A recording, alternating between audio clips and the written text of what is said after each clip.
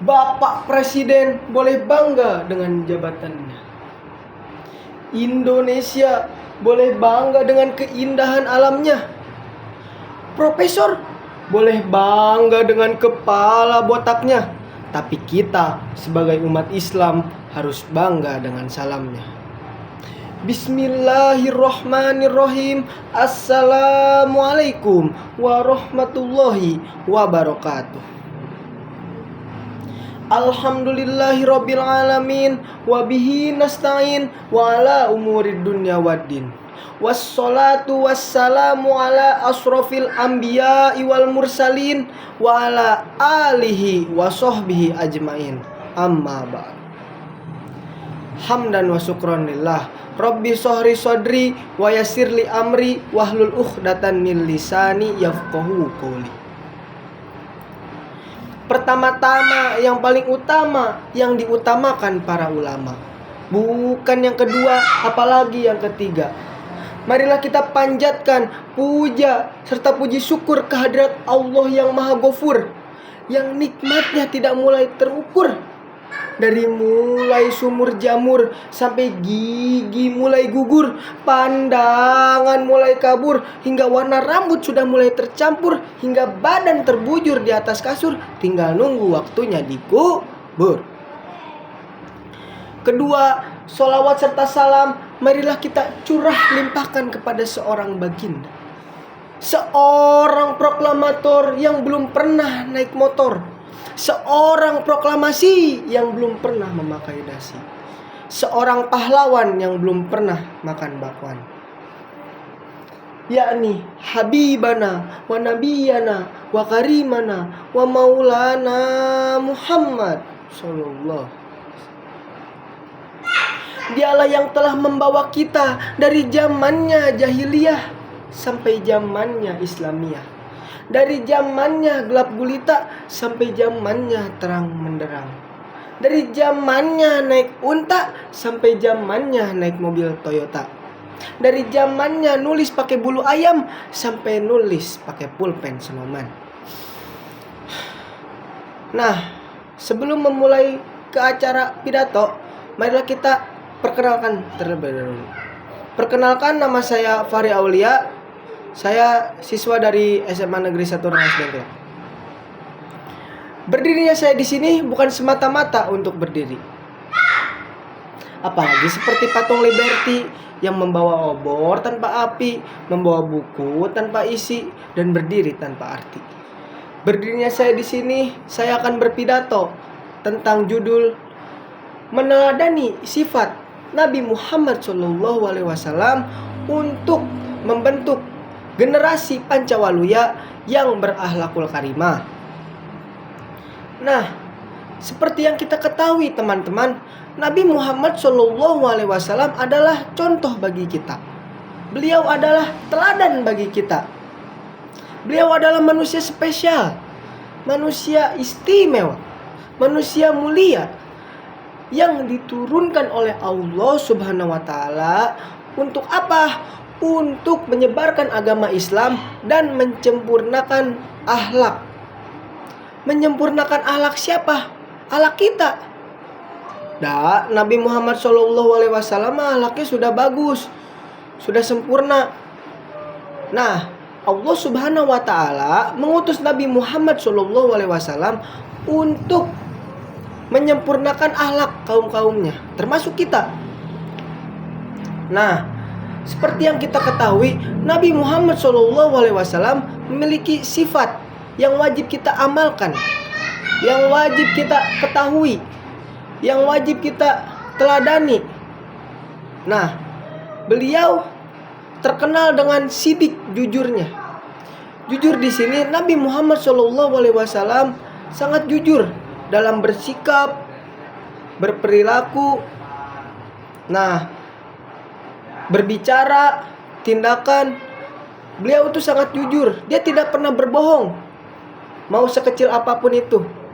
Dari mulai harga gorengan yang tadinya harganya 1.000, dia berbohong harganya 5.000, gak pernah. Misalnya beliau disuruh beli masako harganya 2.000, dia bilang harganya 5.000. Gak pernah tuh darmaji dahar 5 nyokot hiji, gak pernah Nabi Muhammad SAW itu. Nah, misal itu ya. Dan juga beliau terkenal dengan tabligh, menyampaikan di sini Nabi Muhammad SAW diutus oleh Allah untuk menyampaikan wahyu. Apa itu wahyu? Menyebarkan agama Islam melalui perantara Al-Quran. Al-Quran itu apa? Kitab bagi kita sebagai umat Islam, pedoman bagi kita sebagai umat Islam, obat penenang bagi kita sebagai umat Islam. Nah, yang ketiga, beliau terkenal dengan amanah, dapat dipercayanya. Bila kita sudah jujur, bila kita sudah dipercaya, bila kita sudah tidak berbohong, timbullah rasa seseorang terhadap kita, rasa jujur, rasa dapat dipercayanya.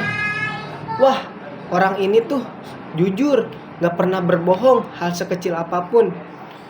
Nah, jadi orang-orang tuh timbul kepada Nabi Muhammad SAW, merasa amanahnya, dapat dipercayanya. Dan Nabi Muhammad SAW dijuluki sebagai amanah, dapat dipercaya, saking gak pernah berbohongnya, walaupun hal kecil itu. Belum ada manusia di sini yang belum pernah berbohong, walaupun sekecil tisu, pasti ada aja.